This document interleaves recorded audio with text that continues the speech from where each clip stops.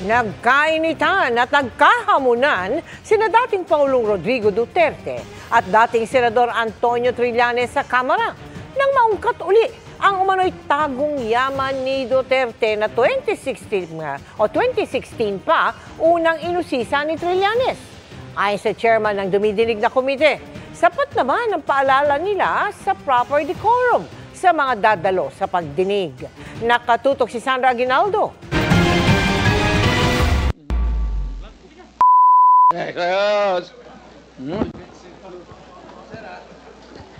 Ito marahil ang pinakamainit na tagpo sa pagdinig ng House Quad Committee kagabi na nag-iimbestiga sa giyera kontra droga ni dating Pangulong Rodrigo Duterte. Sa isa pang kuha ng kamera, maririnig na may sinabi si dating Senador Antonio Trillanes kay Duterte bago ito umambang hambalusin siya ng mikropono. Sasampling ko sa Chairman.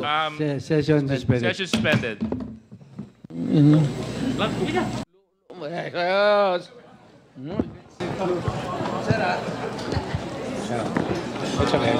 Please observe proper decorum. We are in a committee hearing. We have already stressed from the very beginning that the proper rules, decorum, will be implemented regardless of who you are. Nagsorry naman ang dating Pangulo.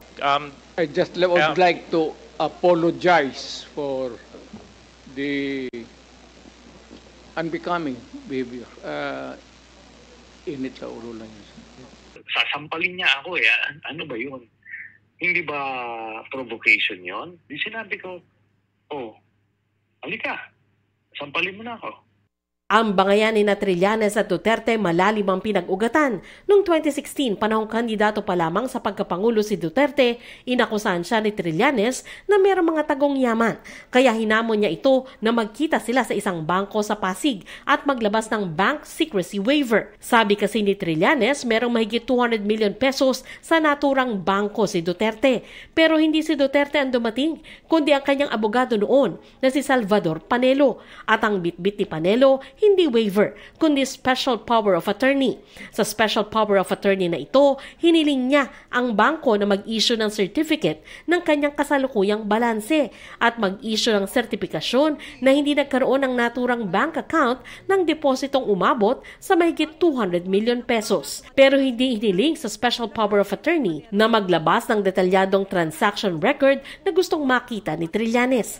Kaya nang maimbitang magsalita sa Quadcom, muling inungkat ni Trillanes sa mga bank account ni Duterte. Binalikan namin yung mga bank accounts na nakalap namin kay Duterte noong 2016. Tinitignan namin kung merong mga pumasok na pagkapirahan dito po sa kanya.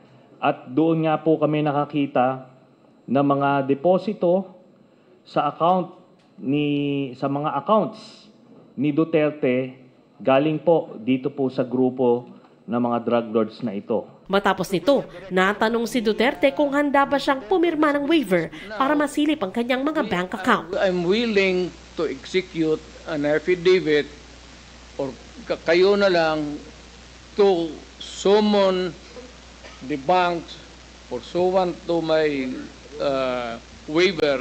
Kung may isang totoo lang nakiting, I will resign and I will ask my daughter to resign and everybody in the family. That is my guarantee. And I will hang myself. I will sign it, the document, tomorrow. And I will hand it kasi magagawin pa ng abogado. Nagsabi na yan siya na magbibigay siya ng waiver. Puro bluff yan. Pero hindi. Kaya nga, mas maganda kung ma-draft na po natin yan ngayon para papirmahan niya yan dito. Anong kapalit, sir? Hindi. Sampalin ko siya sa publiko. Hindi, wala naman. Ngayon na. Wala pong galunan. I'll give you sasampalin ko sa Chairman. Session suspended. Session suspended.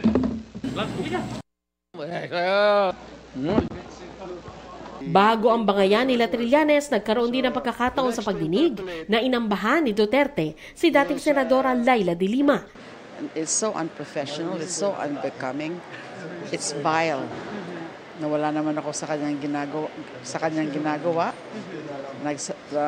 Sumasagot lang ako ng mga tanong in a very professional manner.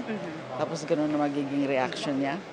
Sa kabila ng mga insidenteng ito, naniniwala ang Quad Committee na maganda ang naging resulta ng hearing kahapon dahil sa mga pag-amin ni Duterte at iba pang mahalaga raw na impormasyong nakalap nila. Sapat naman daw ang paalala ng komite sa proper decorum ng lahat ng dadalo sa pagdinig. To some people, it looks offensive, no? To some people, this probably will be perceived as a playful gesture of the president. So, we really cannot judge kung ano yun. But of course, the attention of the president was, and the other resource persons there was actually called by the chair. No? Sinabi ng chair, let's maintain proper decorum. I think that was enough message for all. Yung kay Senator Laila de Lima, ano yun alam ko joke yun. Talagang makikita mo naman meron siyang smile na konti na, di ba? Pero yung kay Senator Trillanes, medyo napikon yung ating pong former president doon. Pero hanggang ngayon, ayon kay Barbers, wala pang ipinangakong waiver na pipirmahan ni Duterte. Sinusubukan naming makuha ang panig ni Duterte ukol dito. Para sa GMA Integrated News, Sandra Aguinaldo, Nakatutok, 24 Oras.